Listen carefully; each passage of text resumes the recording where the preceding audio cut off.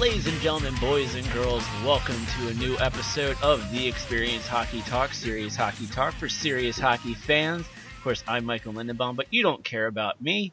You care about who's on the show this week. And ladies and gentlemen, our TXHT Toronto Maple Leafs writer, we have Steve Gardner.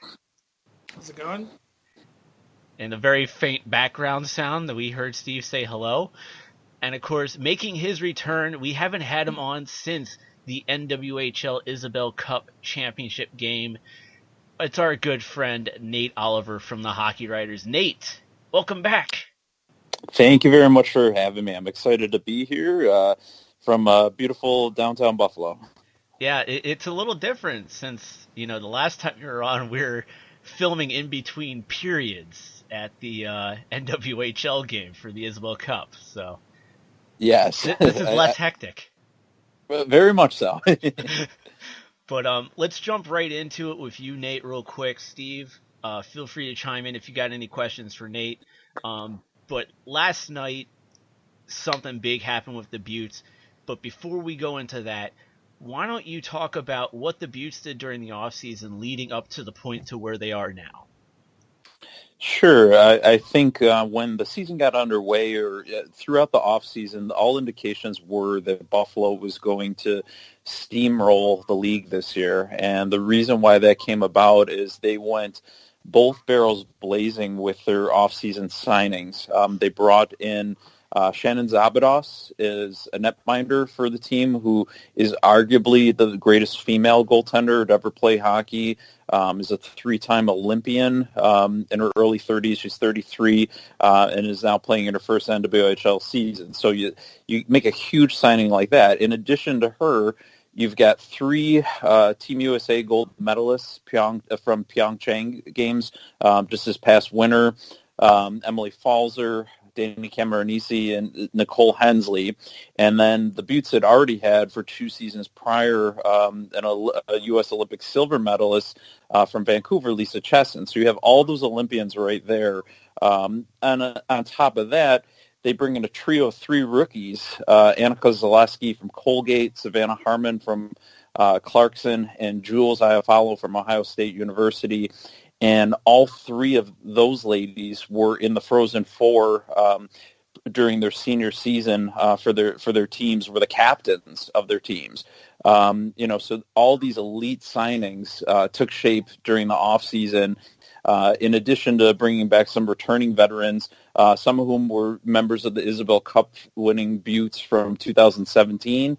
And they put together a chock-full huge amount of talent, and that was done through the guidance of Nick Faddy, who was general manager at the time this offseason. Now, going into that, in the middle of the season, or at the quarter mark of the season, the Buffalo Beauts did something drastic, and that was the changing of their head coaches. Why don't you talk about that for a little bit? For sure, and that I think surprised a lot of us. This season they were serving as head coach and assistant coach, and I'm talking about Rick Sealing was the team's head coach, and Craig Muni, 3-time Stanley Cup champion. Craig Muni was the team's assistant coach. Now, the year prior they had done it as more of a co-coaching tandem. But they were, here are these coaches that have won. They won the Isabel Cup with the Beauts in 2017. That was Muni's first year with the team. Rick Sealing was an original. I mean, he'd been with the Beauts since day one as their head coach, and then he was an assistant general manager. Then he took over the duties as head coach and general manager. And last season, he did both again. He was the head coach and the general manager. So Rick Sealing, he played in the NHL for a long stretch too with the Buffalo Sabres and then also the Detroit Red Wings. He's here from day one. Every single season that the NWHL has been in effect, he's taken the Beauts to the Isabel Cup final. No other team in the short history of the league has been able to do that. And quite suddenly, almost a month ago, about a month and a day ago, Coach Sealing and Coach Muni were relieved of their duties by the Buttes general manager, Nick Faddy, and were replaced with another former Buffalo Sabre, Cody McCormick, who also played for the Minnesota Wild and the Colorado Avalanche. And so Cody has been filling in, or has been covering the duties of head coach since that happened. But it was a huge shocker. It's how do you let go of a coach who's led his team to the final 3 seasons in a row in the only 3 seasons of existence for the league, let alone an assistant coach who's a 3-time Stanley Cup champion with those great Edmonton Oilers teams. So definitely very shocking in and around Buffalo and league-wide for that matter. Yeah, and then, of course, it all accumulated to what happened last night, or for everyone who's listening, because it's Saturday for the release, and we're recording this on a Wednesday, so this is still very fresh. Last night, the general manager stepped down, but the way we found out was not your normal way of finding out. No, that in and of itself was quite shocking. So the story broke probably about 5 or 6 p.m. Last night. It was tweeted out by John Vogel, who's a writer for The Athletic. And John Vogel is a big name in Buffalo. He was with the Buffalo News for many years and a well-respected writer locally. But he tweeted out that GM Faddy had resigned from his position and was going to focus more on working on a brewery that he owns in the Western New York area. More recently, breweries have gotten big in Buffalo, and it's kind of the latest and the greatest thing in our city. And that was news right there that Mr. Faddy, who owns one, wanted to spend more time being involved in that and kind of balancing out other aspects of his life. I know that he does have young kids and continues to be involved in hockey, but he is no longer the general manager for the Buffalo Buttes. So that move in of itself, it was maybe even more shocking than the release of coaches Sealing and Muni. Nobody really expected this, especially since this team was very much Nick Faddy's orchestration. He was really leading the charge with all the signings and bringing in the big names like Szabados and Hensley. So this has really kind of come out of left field.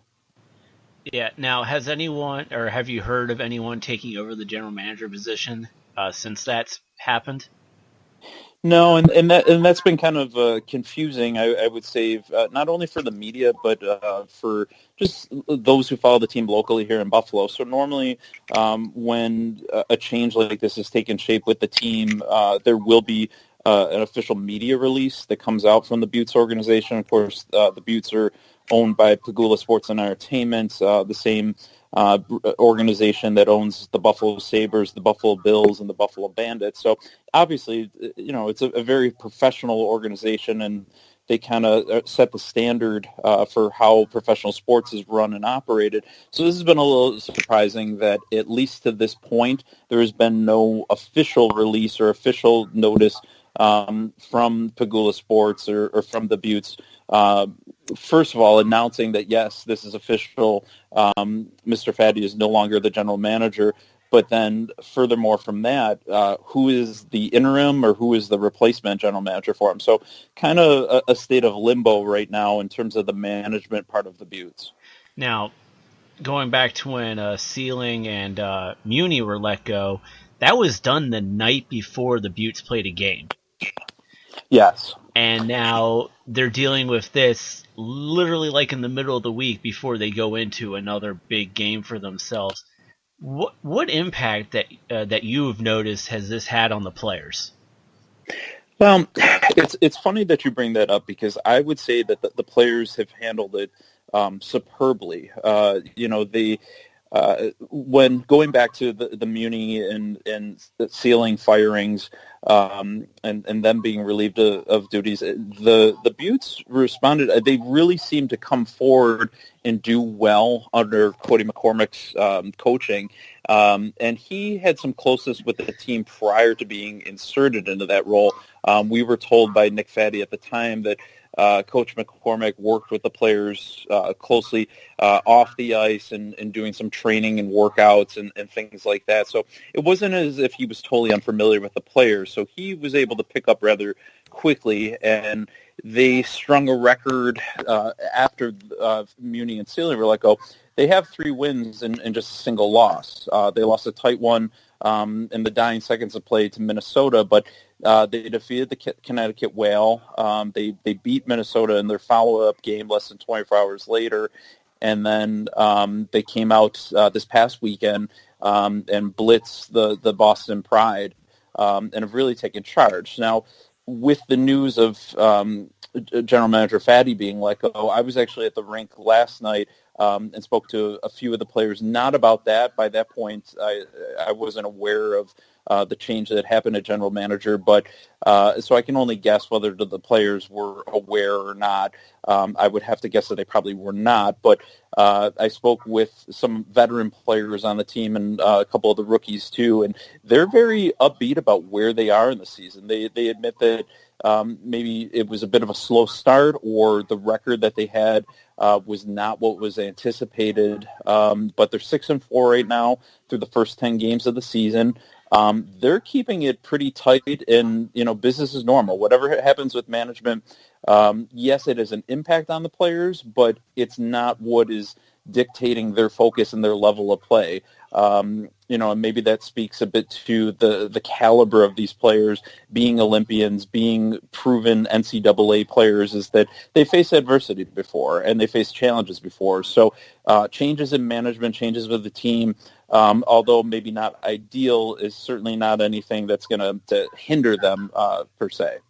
Now, you mentioned one team that has been essentially blitzing the league, and that has been the Minnesota Whitecaps. What impact has that team made on the NWHL? Well, I think you want to see, especially with the fact now we know that, yes, although this is the Whitecaps' first season in the NWHL, they're an organization that has been established for quite some time. I mean, they've been around for nearly a decade, and the players on that squad, they have their share of Olympians too. Lee Stecklein is arguably the best defender in the league right now, and one of the best defenders in the world. And then they have some veteran players like Winnie Brown. I mean, here's a lady that's playing the game. I mean, she's 40 years old, and she's playing in the NWHL with players in their early 20s. So the fact that they came in their first season in the league and they've been such a huge success, this is what you want. I mean, you don't want a new team to come in and just get steamrolled by the other squads. You want it to be competitive, and you want the game to grow and this league to grow. So the fact that they've come in, there have been either at the top or right around the top of the standings all season long and are just stringing together the wins. It's great for the league and great for them too. And how can you not? You sign a goaltender like Amanda Levier, who's the reigning goaltender of the year in the NWHL. I mean, right there, that alone puts you in good standings. And then to bring in some perennial Whitecaps players that had been with the organization before they came into the NWHL, that's huge too, because they know the town, they know the organization, they have close-knittedness and tightness with one another. They know what they're doing, and it's obviously translated to how they've been able to produce on the ice. And one team that was the steamroller for the first at least 2 seasons in the league, the Boston Pride. How do you think they're faring so far this season? It's funny. You don't usually refer to a dark horse. When you're talking about a dark horse, you don't really think of it as being a team that's at the top of the standings. But I don't think that Boston has gotten a fair shake as to how solid and how good they are this season. All the focus was on Buffalo, and after that, I would say the focus was on the Minnesota Whitecaps.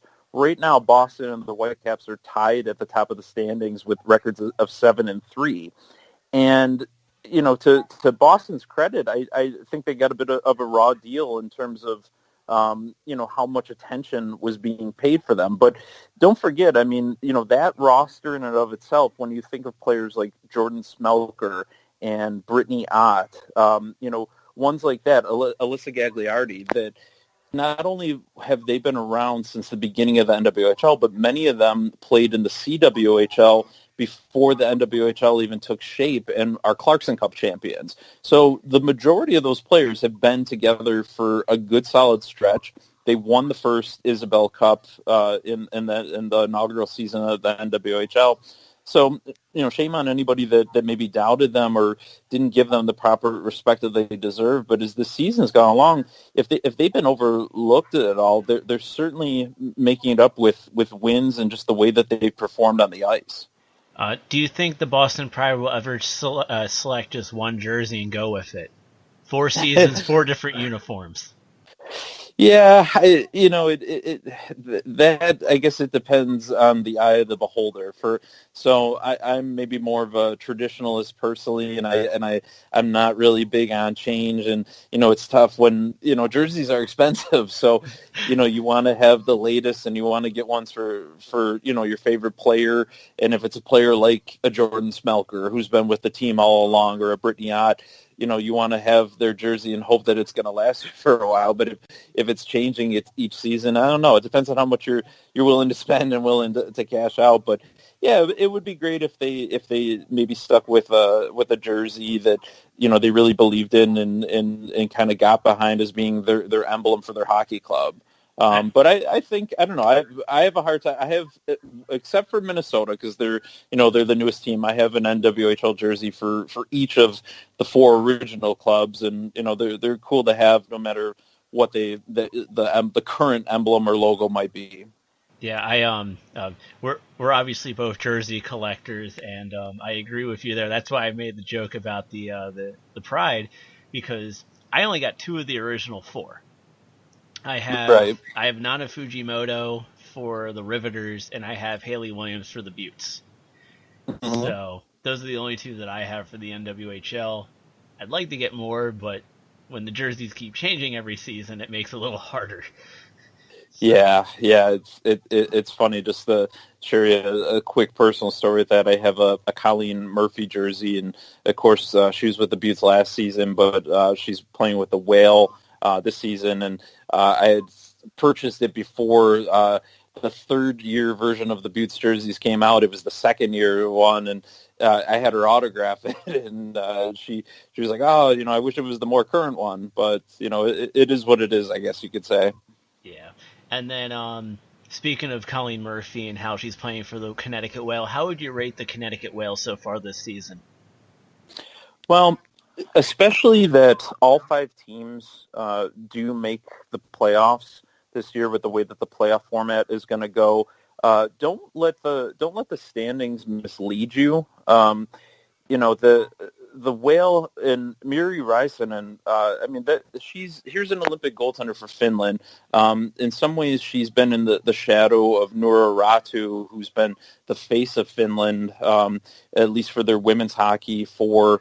Oh gosh, going back, her first Olympics was 2006 in Torino. So here's Räisänen that was the backup in most instances to Räty, and hadn't really, she kind of gets overlooked in international play, but she is an elite goaltender.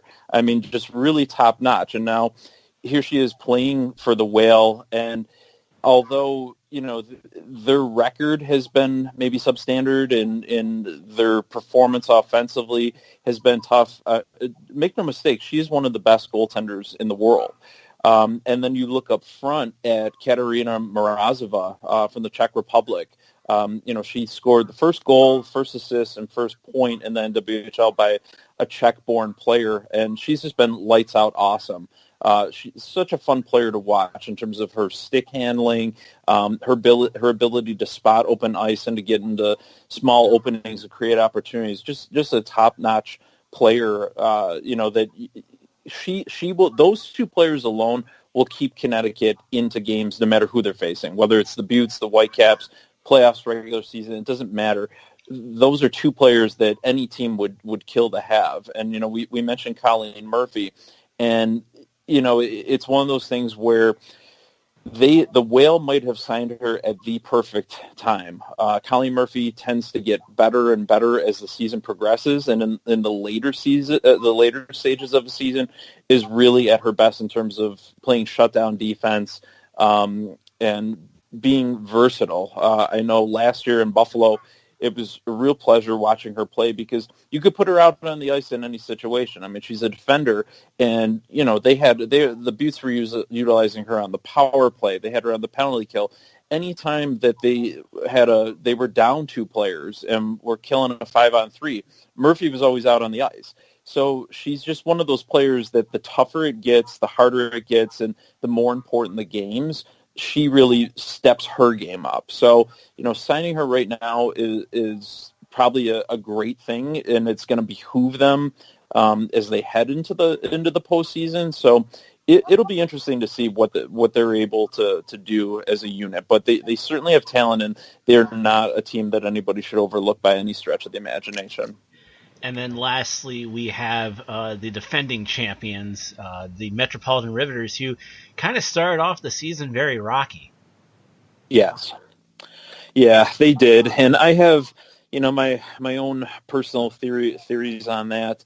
I don't think that playing Luleå at Princeton, for playing in that Champions Cup, the top team from Sweden, who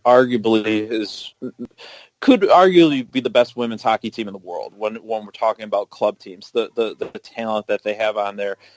Team captain Jenny Hurakoski is a 6-time world championship medalist and a 2-time Olympic medalist. They got Michelle Karvinen.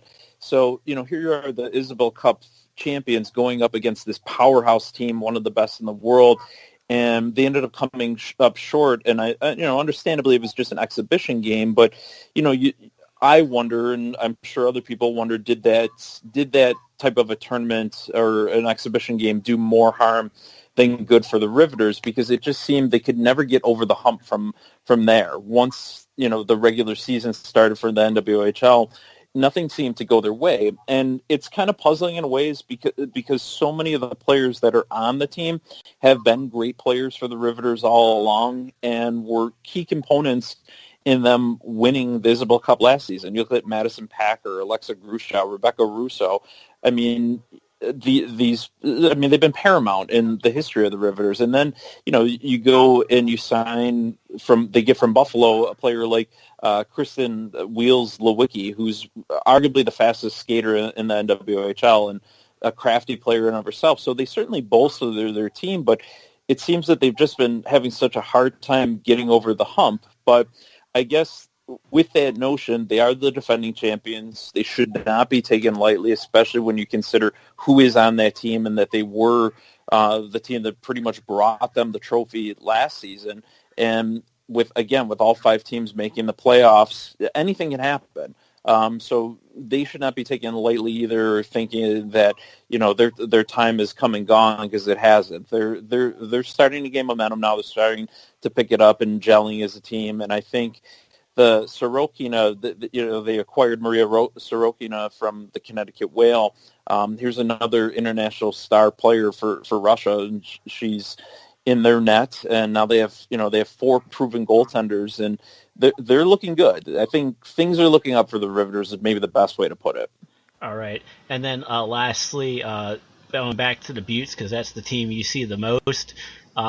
Sarah, I'm going to probably mispronounce her last name, and I apologize. Sarah Edney. I hope I said that right. That's correct. Awesome. Yep. I don't suck, but she announced that she had played her last game. She's moving on to dental school, from what I understand. Yes. What impact will that have for the Buttes, losing a player like her? I personally think the impact will be huge. Now, let me preface that by saying that the Buttes certainly have other components and other players that are able to step up and try to fill in that gap. So it's maybe it's a door that swings both ways. They have. I happened to be speaking with Jackie Greco at practice last night, and she put it to me this way: is that you'd never be able to replace Edney. Sarah Edney's a top player. She's an NWHL All-Star. She had 2 successful seasons in the CWHL they were the Brampton Thunder at the time. Now they're the Markham Thunder, and she played 4 successful years at Harvard University in the NCAA. And what I always liked about Edney's game is that she seemed to have a perfect balance of offense and defense, and she could be pretty freewheeling. She wasn't afraid to take chances. There was numerous instances last year where she would jump up into the rush, but she also didn't shirk her defensive responsibilities too. So she just a top-notch player. She was an alternate captain last season and widely respected not only in the Buttes locker room but in league-wide. So when you put it like that, she's not a player that you're going to be able to replace or fill her skates, so to speak, because she was that earnest, that tremendous work ethic for a particular player. So that part's going to be tough. Now, in saying that, there's players like a Jackie Greco, who's a defender forward for Buffalo, and she was a member of the 16-17 Isabel Cup winning team. It's her 3rd season with the league. Then you get a player like Jordan Burns. I mean, Jordan Burns, another member of that 16-17 Butte squad. That was her rookie season. She, like Greco, was another third-year Butte. And Jordan Burns hasn't even gotten into a regular season game this season.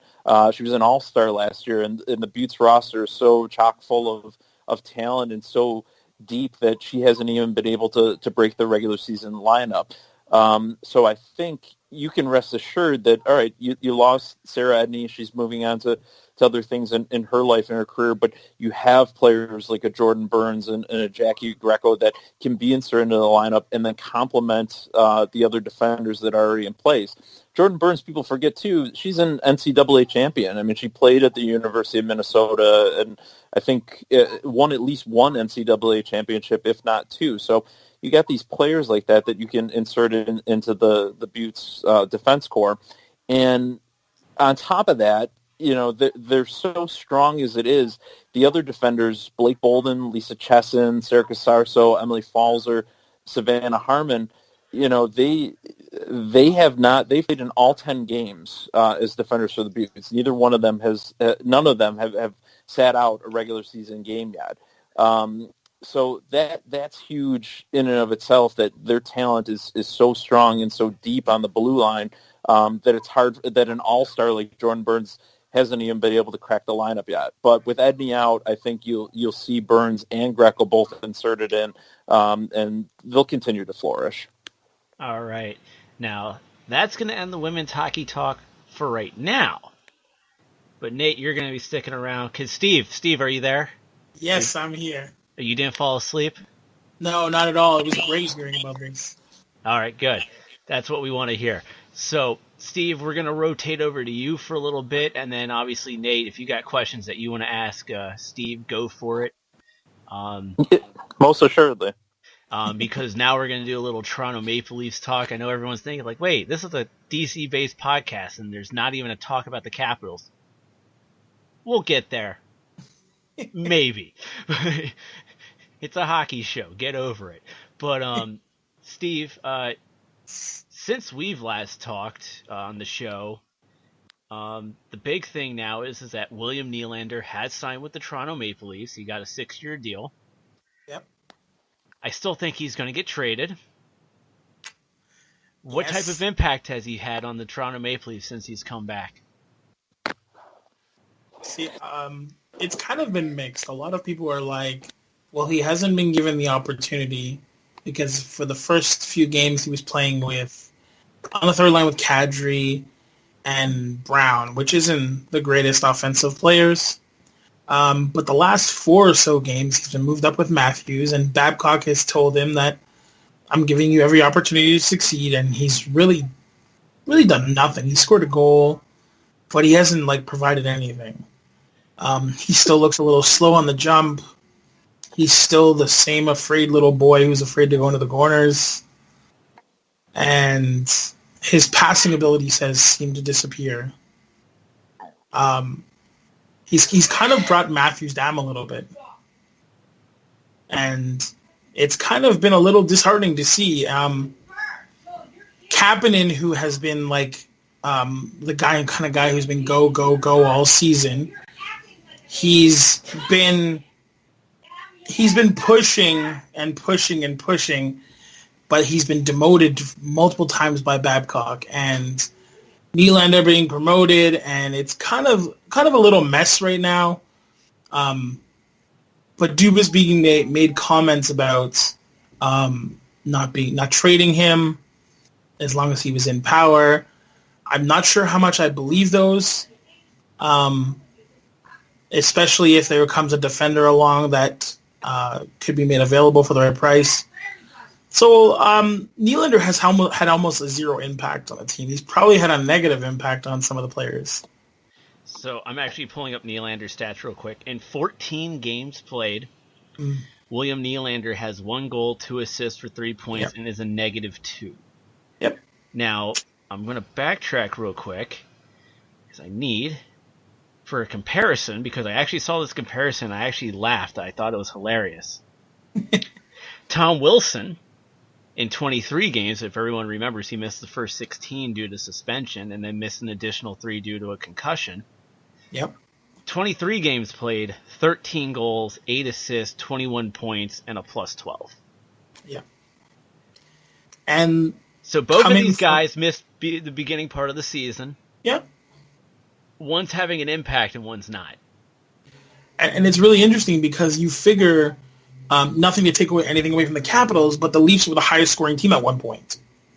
And that was before Nylander was in, because... Exactly. And I really like Kasperi Kapanen on that first line with Austin Matthews, because I felt that was one of the reasons why they're scoring so much. I agree. Kapanen doesn't do... I wrote about this as an article on TXHT, that Kapanen doesn't do anything crazy good, but he does everything right, and the speed sets him apart. And so he goes to the corners. He's not afraid to do that. He's having a decent shot. And he just complements Matthews so perfectly, so Matthews can put himself in places to score goals, which is what he is supposed to do. Nylander, on the other hand, he just won't. It's the same old story from last season. And when the Bruins took him apart in the playoffs, it was Nylander won't go to the corners. He's afraid to be hit, and then I also think that the whole contract situation has kind of tore apart between him and his teammates. They won't admit it, but I think it has. So I think in the next coming months, I'm leaning more towards the draft, because I think they just won't sign him and trade him that quickly, unless something huge comes up. But I'm thinking maybe in the draft they'll look at some offers and see if they can move him so that they can keep Kapanen and Johnson and stuff like that. Yeah, because, let's keep this in perspective. You have 5 weeks until the trade deadline. Yep. And then you have the draft. You have to re-sign Austin Matthews. Yeah. Mitch Marner. Yep. Jake Gardiner. Yep. And I'm forgetting, who was the other big name that they got to re-sign? There's a few more. Hyman's on there. Brown's on there.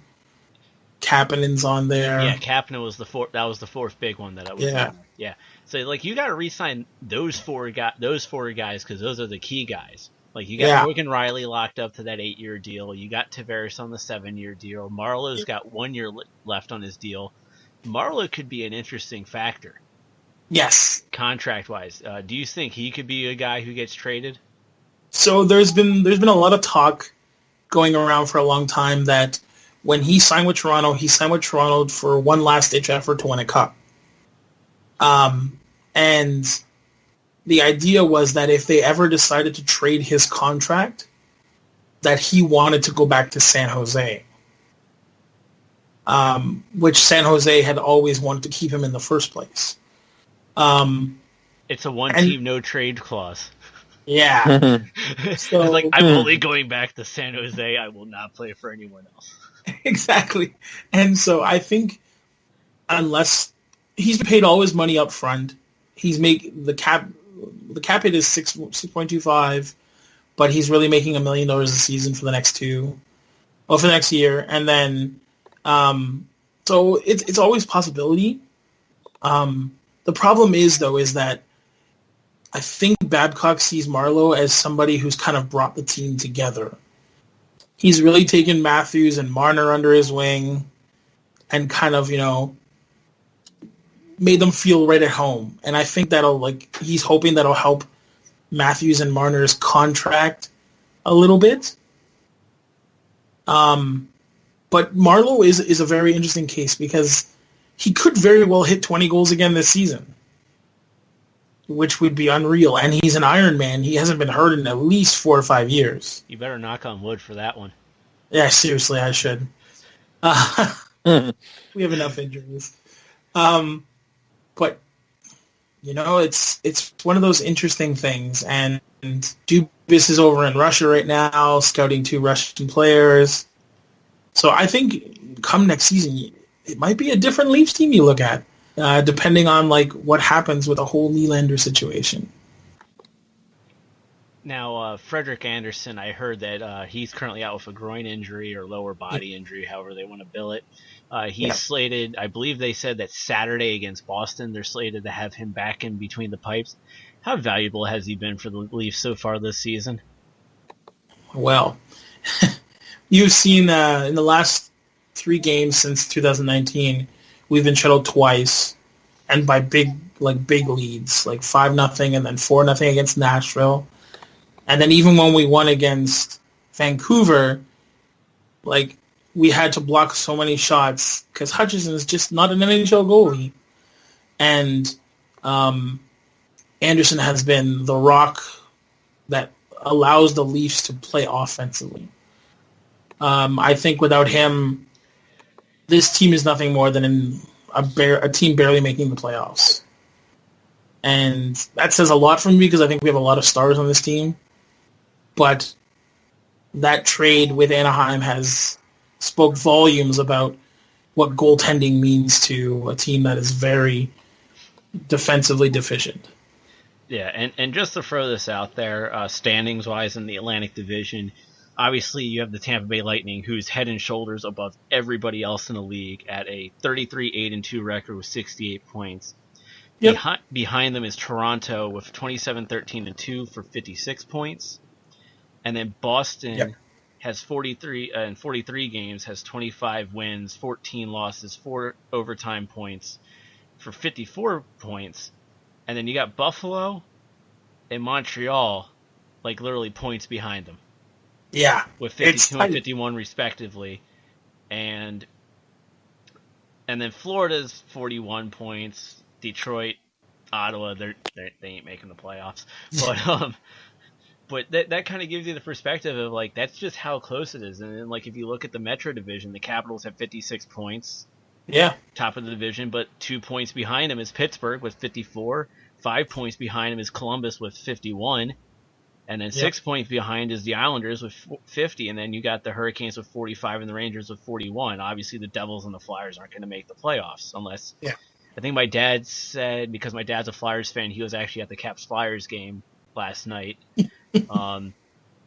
And he was saying that it's the Flyers can only lose, before last night's game, they could only lose 9 games. Yeah. To have a hope of making the playoffs. Yeah, they need that number is they can only lose 8 games. Jeez. And we're not even at the midpoint yet. Yeah. So even in the Metro Division, hey, Caps fans, we're at the top of the division. It ain't safe. No, not at all. Just like what you're saying with Toronto, it ain't safe. You got the Buffalo Sabres. Yeah. Nipping at the heel. You got the Montreal Canadiens, who everyone thought was going to be putrid this season. Yep. Surprising people right now. Yeah. So, let's get Nate back into this conversation. Nate, what are your thoughts on how the Sabres have been so far this season? Well, I in some ways I hate to admit it, but I'm the Buffalo boy, born and raised, and have been attending Sabres games since their days at the Odd, and this was the first time at the beginning of the season that I ever actually walked out of a Sabres game and didn't stay. It was when they played the first game of the season against the Avalanche, and I'm sorry, not the first game of the season, but early in the season against the Colorado Avalanche, and just got schooled. And I'm like, oh gosh, it's going to be another repeat of the most prior recent seasons. And it's been the total opposite of that. I mean, the buzz, especially when you look at the way that Jeff Skinner has been playing. I mean, gosh, here's 30 goals, just about 30 goals. He's at 29 within the 43 games this season. I mean, what more can you say about him? And, I know Jack Eichel's been hurt past couple of games and hasn't done a whole lot. Or has been able to do a whole lot because of his injury. I think in the New Year's Eve game against the Islanders, he skated a few shifts and then had to come out. But that combination up front, Eichel, Skinner, and Sam Reinhart, has just been phenomenal. And there's a buzz again, finally, for the first time in, probably about 3 or 4 seasons, a positive buzz around Buffalo that this team's going to make the playoffs. Going into the year, we were just hoping that they were going to be entertaining and fun to watch again, no matter how they did by season's end. But now there's actually belief that they're going to make it in for the first time in quite a long stretch. And how does that scare you, Steve, as a Maple Leafs guy? Well, so I went to a Buffalo game in Buffalo against Toronto, where Matthews scored the overtime winner. And I remember sitting there with a few of my buddies, and I was saying, damn, this team is good. Like, I watched Jeff Skinner, and I was like, they got this guy for a second-round draft pick. This is unreal. And Rasmus Dahlin and Ristolainen, and, like, it scares me because if we get them in the first round, it'll be a great series. But they could very easily take anybody out in the first round. Like, it doesn't matter where they sit in the standings. Like, even Tampa Bay be scared. Because Tampa Bay is just worried about getting that President's Trophy. Yeah, that's all they're doing right now. But the thing is, every year Tampa Bay, the last few seasons, Tampa Bay has won the President's Trophy almost. Or came really high in the standings. Yeah, Nashville got it last season. Yeah, Nashville got it last season. But, like, Tampa's been up there every season and one of the top teams is, but, like, first round comes around, second round comes around, and they're just like, what happened? And so, like, happened, baby. That's what. Well, this time we got that happen. But that's the thing, though. It doesn't matter where you sit in the standings. Like, when it comes to playoff time, that's a whole nother level. And, like, I watched them play in the regular season, and it looks like Eichel's jacked up, and Reinhart is as good as I, like, thought he's been in, like, the last few years. And then my favorite, Casey Middlestad, has been freaking good in his rookie year. Like, he's been really good. And it's scary for me and exciting for Buffalo because who knows? It's either we get Boston or we get Buffalo, and that's scary. Yeah. And speaking about scary, we all saw that what got released today, right? Well, what's that, Mike? What was it? Those god-awful All-Star jerseys. Oh, yeah. Oh, my God. The NWHL did a much better job, and I didn't really like what they did for them this season either. No. So it failed again. Yeah. Whoever's bright idea was to do black and white jerseys only. Please show yourself the door. Because, god damn it, they're bad. And Dixon's probably now listening to this point, and he's just, like, laughing maniacally. Because, like, Nate, you mentioned that you collect jerseys. I collect jerseys. Dixon's our jersey aficionado. I mean, we let him do a full hour episode on all the Adidas jerseys when they're unveiled. So I just want to slap my head against this desk, but the problem is that I'll probably break this dinner tray that my laptop's on, and the entire podcast will just be crashing at that point. But it was so ugly. I was just like, it reminds me when, and this is how bad these uniforms are. Remember when they first started the Reebok deal and they did those blackout jerseys for all the teams? Oh yeah. Yes. and how Yeah. god awful those were. Yeah. That's exactly what I think they did. I think they took the Reebok Blackout and went, "Hey, this idea sucked, but it sold, so let's do it for an All-Star game." Well, well, my understanding is what apparently Adidas kind of like said something that they were trying to before they showed the jerseys. They were trying to essentially copy the North America jersey almost from the Olympics or when the North American team played, and it was like it doesn't look anything like it. It looks terrible. You have failed. Yeah. It was like, oh, miserably. no, so bad. Do you know what looks better than these All-Star jerseys? The What's that? Kelowna Ice jersey that Nate's wearing in his profile picture here on Skype. You know Well, what? thank you. You know what? I hate the Capitol Stadium Series jersey from last season so much, but I'll even admit that looks better than the All-Star jerseys this season. And I'm not gonna lie, like I super love the Toronto Maple Leafs jerseys for the Stadium Series. Yeah, my favorite. Can't find them anywhere though. The all white look was beautiful. I love that so much. All right, we're now turning this last segment into let's just nerd out about stupid stuff segment. Because at the end of the day, when we talk about it, we're freaking nerds. So let's just nerd out now. I'm down. But yeah, no, those Toronto uniforms are awesome. Actually, we should be seeing what the Flyers and the Penguins are going to be wearing next month in the Stadium Series at Lincoln Field. Yeah. We should be seeing something soon. Unless they're just going to wear their third jerseys, because that's essentially what they wore the last time they played in the Stadium Series. Yeah, that's basically what they wore. No, that is what they wore. They were ugly as ugly. And then, what was it? Actually, going back to the Winter Classic, which actually that was a really good game. Actually, watching the Winter Classic between Chicago and Boston. Yeah, it was. First off, Boston's uniforms, fantastic. Like, loved them. Chicago, what the hell, man? We went from a whiteout by Toronto to a blackout by Chicago. I liked the black jerseys. They weren't bad. See, just those ones though. Remember the very first Winter Classic that Chicago played in? I think it was 2009. Yeah. And they wore those black uniforms. Yeah, the black with the red and yellow, whatever. Yeah. That jersey, I loved it. Yeah, it was nice. That was a beautiful jersey for the Blackhawks that I wish they could bring back.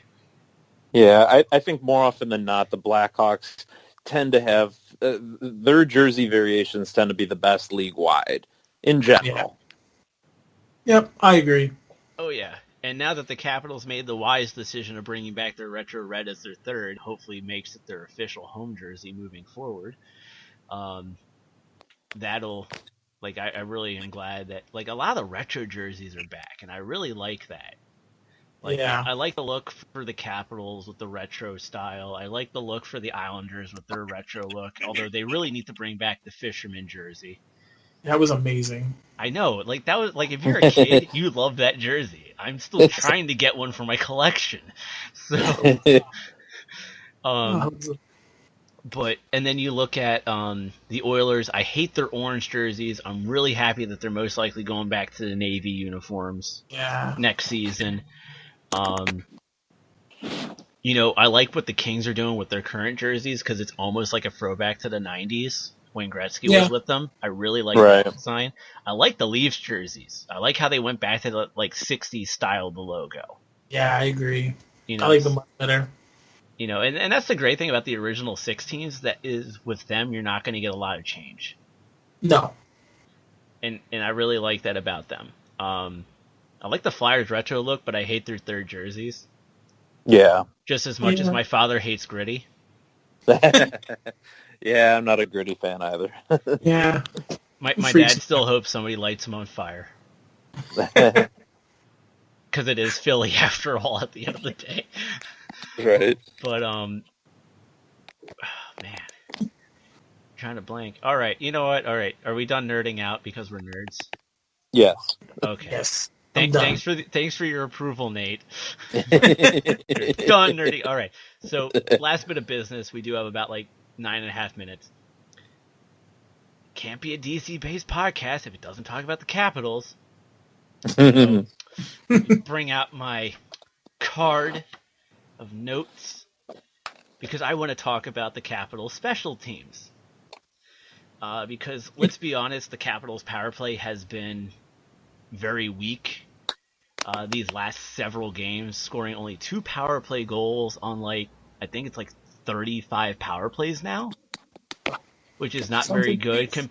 Which is not very good compared to how they're almost 75% to start the season. In the first 10 games, how the power play was just on fire. The Capitals power play now ranks, as of last night, going into the Flyer game, it was ranked 11th overall. I think the biggest problem with the Capitals power play, and you guys can chime in on this, whether you agree or not, is I think that the Capitals power play is just way too predictable. Yeah. You know what's going to happen with the Capitals power play. And yeah, a lot of other teams like Tampa Bay, Colorado, and a few others, they emulate the Capitals power play to a T. But the Capitals is just a little too predictable to the point where it's okay, Kuznetsov's gonna get it under in the corner. He's gonna do his thing with it. Backstrom's gonna have it at the hash mark. Karlsson will be at the point. Ovi will be in his office. Oshie will be in front. I'd like to see the Capitals mix it up a bit. I really like to see them shake it up. I would like to see Tom Wilson on the power play. Could you imagine having, changing it up a little bit where you have both Tom Wilson and TJ Oshie in front of the net crashing? How much chaos that's going to bring to a goaltender and to a defense? Yeah. You got to do something drastic like that to change the look of how your power play is going to play. You can still keep Karlsson and Ovechkin and Backstrom or Kuznetsov doing what they're doing. Yeah. But change up certain elements of it. Maybe put, have, I like how from time to time they'll have Ovechkin and Karlsson rotate with each other. That's good. But you got to create something that's not going to make it predictable all the time. So, but then the penalty kill, on the other hand, which was hurting for a good while, and I think a big attribute to that was the fact that Brooks Orpik was out injured due to knee surgery. The penalty kill has been on the rise for the Washington Capitals. I don't think they've given up a power play, or if they have given up a power play goal, it's been one out of a lot of games at this point. They're not giving up those power play goals like the way they were, 3-4 weeks ago. Now it's a lot better. It's more sturdy. It's more stable. So it's actually really nice. It's good to see that. And I definitely think the attribute to that is Brooks Orpik, because he's your top penalty killer. He's your top shot blocker. He does those little things that helps out. And very underrated player. Oh, yeah. Greatest move by Brian McClellan is trading him to Colorado. Greatest move Joe Sakic ever did was buy him out, and the greatest move Brian McClellan ever did after that was to re-sign him. That was the craziest 2-3 days ever. I was like, what is happening? Well, actually, no, that wasn't 2-3 days. Remember, Philip Grubauer and Brooks Orpik were traded to the Colorado Avalanche at the draft. Yeah. And I think it was for a 3rd-round pick. Then before free agency, Colorado bought out Brooks Orpik. Brooks Orpik didn't sign with the Capitals until I think 2 or 3 weeks after July 1st. Yeah, you're right. You're right. So it wasn't a matter of 2 to 3 days. But yeah, I watch the next CBA. You ain't gonna be able to do that. No, I feel like that was a plan. It was kind of you take Grubauer and Orpik, buy out Orpik, and then we'll figure it out from there. Yeah. There's a reason there was only a third-round draft pick moved over Yeah. to the Capitals. But, that's an interesting talk about the CBA. Obviously, Steve, you're in Toronto. Nate, you're in Buffalo. So you guys get a lot of Hockey Night in Canada. Oh, yeah. And I love Hockey Night in Canada so much. Born and raised on it. Yeah. John Cherry may be over the hill, but you may get a gem or two every now and then. But the key thing that I love about it is Saturday headlines, the second intermission, and Berkey's take, which is the first intermission of the West Coast game. Yeah. I just started watching Berkey's take this season, and like, why haven't I been watching this all along? Because it's really good. And anyone who wants to learn hockey, watch the Hockey Night in Canada stuff. You'll actually learn hockey. It's true. But for headlines, one of the things that has been talked about, especially from Nick Kypreos, your buddy Steve, is that it sounds like this upcoming CBA, I mean, yeah, there's escrow that the NHLPA wants to work on. It sounds like we could get an extension and we're not going to have a lockout. Yeah, I mean, it's a little early. Yeah. But it's to kind hear of that type floating of stuff both is promising. Yeah. It's kind of floating both ways right now. Like, Elliot Friedman said at one point he was kind of unsure if there would be a start to the season next year.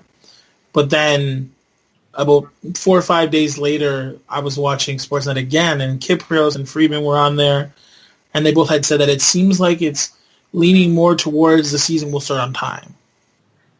Yeah. So it's kind of right now in the ground, but I think the thing that's going to be a little bit of a difficulty to jump over is going to be the Olympics part. Which they shouldn't even be allowed to go. I agree with you. I like, and I'm sorry to all the people who are listening going, pitchforks, knives, go after Mike. Here's the thing. And I actually found the articles, and they're beautifully written articles by Nick Kosnika. I think I mispronounced his last name. I apologize, Nick. But he wrote 2 really great articles. Not the summer of 2018, but the summer of 2017.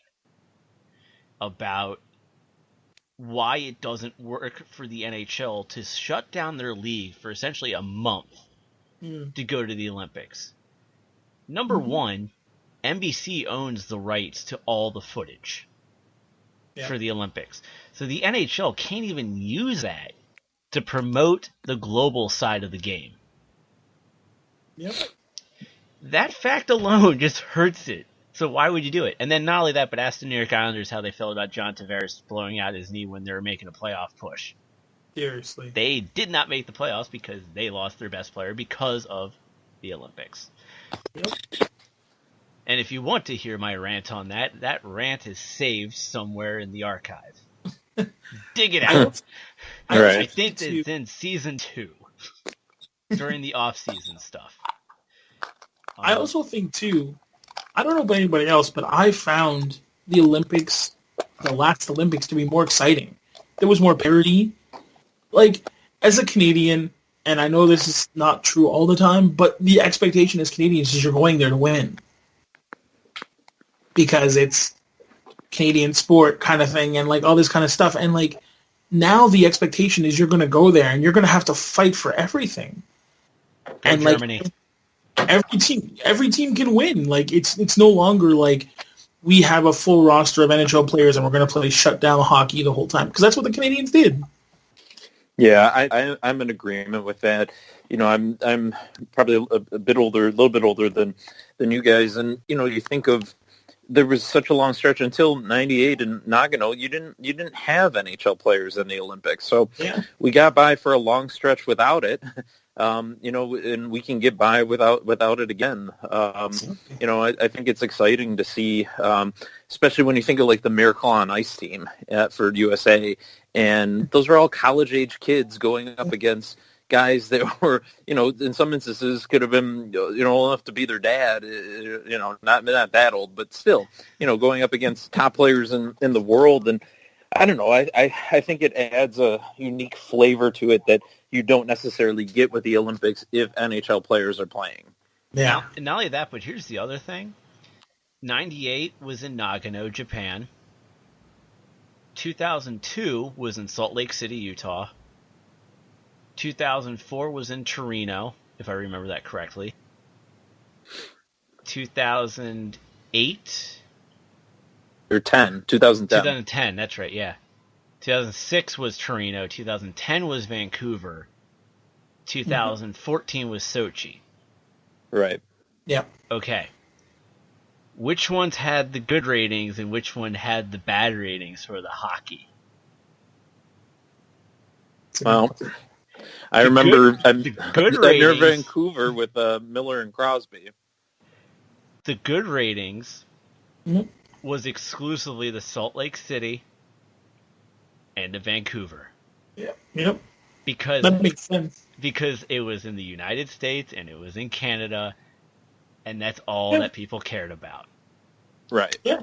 When it was in Japan, which was an utter disaster, if anyone knows about the history of the NHL going to the 98 Olympics, oh my god, that was a dumpster fire, because half of the players that were supposed to go over to play, by the time they got there, their teams were eliminated.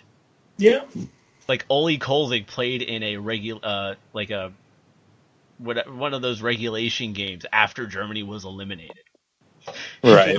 So, And I think, who was it, Ruslan Fedotenko, that ended up playing like a single game for Ukraine. Yeah. yeah, and like I think Peter Bondra was allowed to leave early so he could play for Slovakia to help him try to get into the medal round. And then Richard Zednik, I think, only played one game, and that was after they had been eliminated too, I believe. Yeah. I do remember that. Like 98 was, and then there's also the U.S. team trashing the hotel. Right. Um, Yeah, and it's tough too. Like even recently with Pyeongchang, I mean, it's here the games are in South Korea, and the time difference and everything like that. I think some people that were, at least moderately interested, didn't tune in, or were less inclined to tune in. One, because of the time difference, and two, well, if there's not NHL players in there, why am I going to stay up to some awful hour to see a game over in South Korea? Because you got Germany versus the athletes from Russia, right, or right, Olympians from Russia, who had Kovalchuk, yeah, and Datsyuk. Yep. Yeah. Seriously. Yeah, so it's like you still had some NHL talent in there, but right. But seriously though, as Steve also mentioned, parity. You got Germany in the gold medal game. Yeah. Like, I'm sorry, like I always root for Germany in the World Cup of Soccer. Right. That's just my team. So like obviously naturally I'm rooting for Germany in hockey. I also root for Slovakia in hockey because Peter Bondra was my childhood hero. Right. And a lot of people also forget 2014 Olympics Sochi. Peter Bondra was their general manager for Slovakia. And they played in the bronze medal game. It's true. Yeah. Nobody saw that. Nobody. Right. And that was with NHL players too. But and here's the thing: they're going to try. I know that the NHL is trying to do this push for the 2022 games in China. But here's the thing: the model that the NHL is going with, which is we're going to do these European global we're just going to do these global series games where we play games in China, we play games in Europe, we play games in Russia. So stupid. The NHL, no, that's the smart thing. Because remember what I said, NBC owns all the rights to all the Olympic footage, and the NHL does not have the right or the permission to use it. Well, it's good. It's good for the NHL revenue. So for the NHL to go around, send their teams, their superstars to these countries, that's how you're going to grow the game. Because not only that, but now the NHL has the footage to say, this is what we did in China. This is what we got to do in Switzerland. This is what we got to do in Germany. Oh, sure. And that helps grow it. Yeah, you can definitely use that for their own, I guess you could say, for lack of a better word, propaganda purposes and showing what they're doing to grow the game and whatnot. I personally am not a huge fan of the overseas games. I think, at the very least, jet lag alone has an impact on the players and going over to another time zone, another country, and things like that. And you want to have. I guess I like the idea of having the games in our own backyard and on home soil between on North America. Although it's great for diplomacy and giving a treat to foreign nations, I'm totally fine with that. But thinking about the players and the league itself, I guess I'm more of the mindset of let's keep it on North American soil. Hey, well, they're making money doing it, and for the jet lag thing, hey, come on now. Caps Sabres and Maple Leafs got to all travel out west to California to play those teams, and they got to travel here. That 3-hour time difference can't kick your butt too. So, luckily for me, I was able to find a way to combat that. So, yeah, that was tough. no, I actually went out, non-hockey related. I went out there for a Power Rangers convention because, nerd, and the convention was in Los Angeles, so I actually did this mind trick to myself where when I got there, whatever time it was when I got there, which was actually like 11 o'clock in the morning, that's what time it was. I didn't think about what time it was where I was at home. Right. Like here in Maryland. But the day I was leaving California, I was saying to myself when I woke up in the morning, it's 8 o'clock in the morning where I'm at. My flight leaves at 12 p.m. Eastern. So like I was doing all that to myself, so I actually never dealt with jet lag coming back. So neat little trick for you guys. Mind over matter. Yeah, exactly. It's a mind over matter thing. I did it for myself. It worked for me. I'm a freak, so it's okay. But, gentlemen, I do appreciate your time coming on TXHT, Serious Hockey Talk for Serious Hockey fans. But before we sign off, real quick, Steve, we'll start with you. Where can the people find you on the social medias? You can check me out on Facebook, Steve Gardner, or you can hit me up on Twitter at Gardski.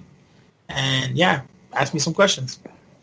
And then Nate, where can the people find you, my good friend? Most often on Twitter. My handle is at Nathaniel, Nathaniel, letter A for my middle initial, and then Olivr. There wasn't enough room to put the E in there, so Nathaniel A. Oliver, essentially, minus the E. All right. And then, of course, real quick, I just want to do one shout-out. This week is the 1-year anniversary of my best friend Mansa passing. Last week was actually his birthday. So, Mansa, I love you. I miss you. I promise I'm not crying. There's a tear coming down my eye. But we there's a whole bunch of us that love you and miss you, Mansa. We won't forget you. Hopefully soon I can get the permission to release the content that you and I worked on together so everyone can relish in what we got to work on together with MCW Pro Wrestling. With that, you can follow everything for TXHT off of our website, txhthockey.com. Steve has stuff coming up soon. I got some stuff coming up soon on the website. Shaggy with his NWHL stuff, mostly the Connecticut Whale. That will be coming up soon as well. So, Nate, Steve, thanks for coming on. Thank you for having us. Yeah, very much appreciated. Glad to be here. And ladies and gentlemen, until next time, we will see you on the ice.